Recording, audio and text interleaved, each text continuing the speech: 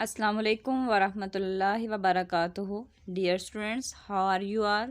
I hope all of you are fine. Today is Friday, 26th March 2021. Our subject is English and topic is punctuation. Today we will discuss full stop, comma, question mark, exclamation mark and apostrophe. What is punctuation? A set of symbols and marks which are used to clarify meaning in text by separating string of words into clauses, phrases and sentences. Students punctuation symbols हैं जिनको हम इस्तेमाल करते हैं अपनी लिखी हुई इबारत को बहुत वाज़े करने के लिए। हमारे पास बहुत ज़्यादा वर्ड्स होते हैं, अल्फाज होते हैं, हम छोटे छोटे हिस्सों में क्लॉजेस में तकसीम कर देते हैं, फ्रेजेस में करते हैं और सेंटेंसेस जुमलों में तकसीम कर देते हैं। हमारे पास एक बहुत बड़ा पैराग्राफ लिखा हुआ होता है लेकिन उसमें हमने कुछ सिंबल्स इस्तेमाल किए होते हैं समझने के लिए। अब जैसे आपको यहाँ पे कुछ पंक्चुएशन मार्क्स नज़र आ रहे हैं। फर्स्ट है कोमा, सेकंड पे दिया गया है फुल स्टॉप, थर्ड पे दिया गया है एक्सक्लेमेशन मार्क और फोर्थ पे दिया गया है क्वेश्चन मार्क। अब हम इन मार्क्स को, इन सिंबल्स को इस्तेमाल करते हैं अपनी राइटिंग में। अब सबसे पहले हम देखते हैं सेंटेंस लिखने का तरीका क्या है। A sentence begins with a capital letter and ends with the full stop. एक जुमला जो है सबसे पहले हम देखते हैं कि वो कैपिटल लेटर से शुरू हो और एंड वो फुल स्टॉप से होता है। आप एग्जांपल देखें, the girl is playing the piano. अब इसमें फर्स्ट लेटर है टी और टी जो है वो कैपिटल है और पियानो के एंड पे क्या है, फुल स्टॉप। अब फुल स्टॉप क्या होता है? A full stop is used at the end of a sentence. फिक्रे के आखिर में हम छोटा सा जो नुक्ता लगा देते हैं, डॉट लगा देते हैं, वो फुल स्टॉप कहलाता है। It can indicate an abbreviation. हम इन्हें एब्रीविएशन में भी इस्तेमाल करते हैं। जैसे एग्जाम्पल को हम ई डॉट जी डॉट से जाहिर करते हैं। एग्जाम्पल देखें, I visited my friend yesterday. अब इसके एंड पे क्या आया है, full stop. They are my neighbors. अब इसके भी एंड पे क्या आया है, फुल स्टॉप, क्योंकि हमारी बात ख़त्म हो गई। Next is comma. अब कोमा का क्या इस्तेमाल है? Comma is use to separate 3 और more words in a list. आप अक्सर देखते हैं कि हमारे पास बहुत लंबी लिस्ट बनी हुई होती है। अब हम उन अल्फाज को, 2 या 2 से ज़्यादा अल्फाज होते हैं, तो कोमा लगाकर हम उनको अलग अलग करते हैं। आप जैसे सेंटेंस देखें, my favourite fruits are apple, banana and strawberry. अब इसमें देखें, एप्पल के बाद कोमा है, बनाना के बाद कोमा है, लेकिन उसके बाद एंड लगा दिया है और सेंटेंस के आखिर में क्या लगाया हमने, फुल स्टॉप लगा दिया क्योंकि बात ख़त्म हो गई। अब कोमा एक और जगह इस्तेमाल होता है।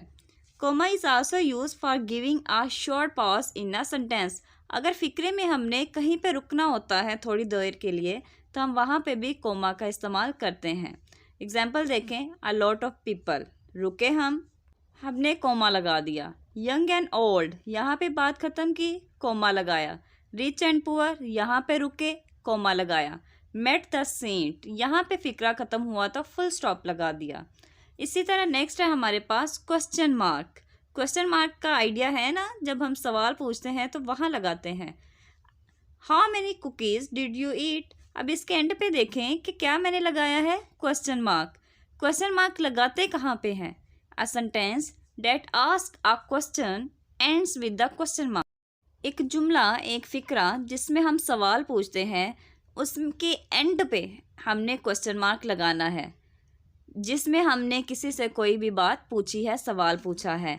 जैसे यहाँ पे देखें, what colour is the dog, will you play with me.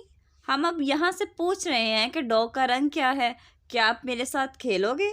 तो इसमें सवाल पूछा है तो इसके एंड पे हमने क्वेश्चन मार्क लगाया है। नेक्स्ट हमारे पास है एक्सक्लेमेशन मार्क। एक्सक्लेमेशन मार्क कहाँ इस्तेमाल होता है?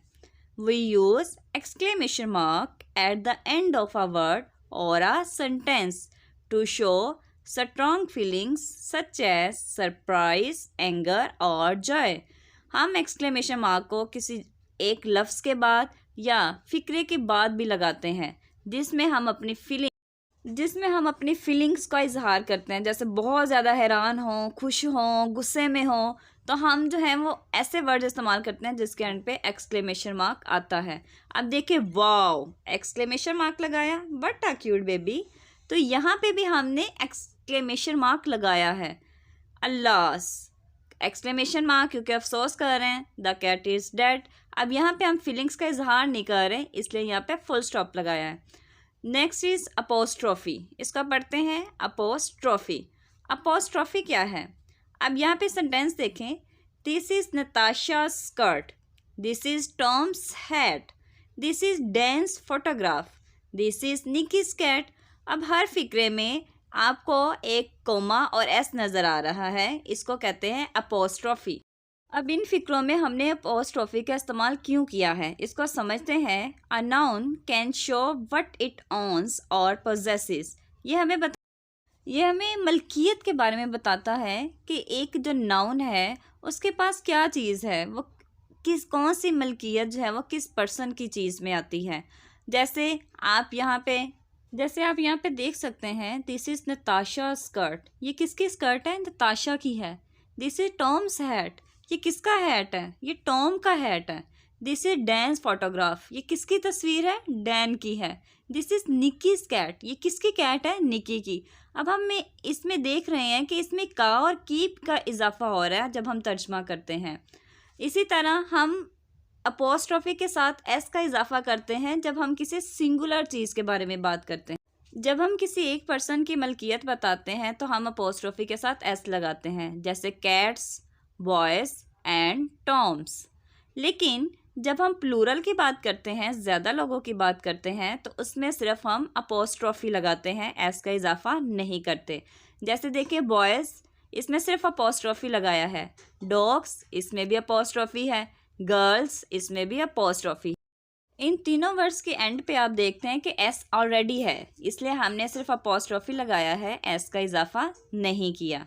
नेक्स्ट, इसी में अपोस्ट्रोफी में एक और टर्म इस्तेमाल होती है, contraction. A contraction is a short turned word, मुख्तसर लफ्ज़ होता है, made by putting two words together. जब हम दो लफ्ज़ों को इकट्ठा मिला देते हैं तो एक छोटा लफ्ज़ बनता है जिसे कॉन्ट्रैक्शन कहते हैं। जैसे यहाँ पे देखें, डैट प्लस इज़, ये बनता है डैट्स। डैट्स आर कार, ये हमारी कार है। अब डैट्स देखें किसकी शॉर्ट फॉर्म आई है? डैट प्लस इज़ की, तो ये कॉन्ट्रैक्शन कहलाता है। नेक्स्ट एक और एग्जांपल देखें, यू प्लस आर, इसकी शॉर्ट फॉर्म है योर, तो ये कॉन्ट्रैक्शन है जब हम लफ्ज़ को मुख्तसर करते हैं। नेक्स्ट है वी प्लस विल, तो ये बन गया will. Will go to the zoo, हम ज़ू में जाएंगे।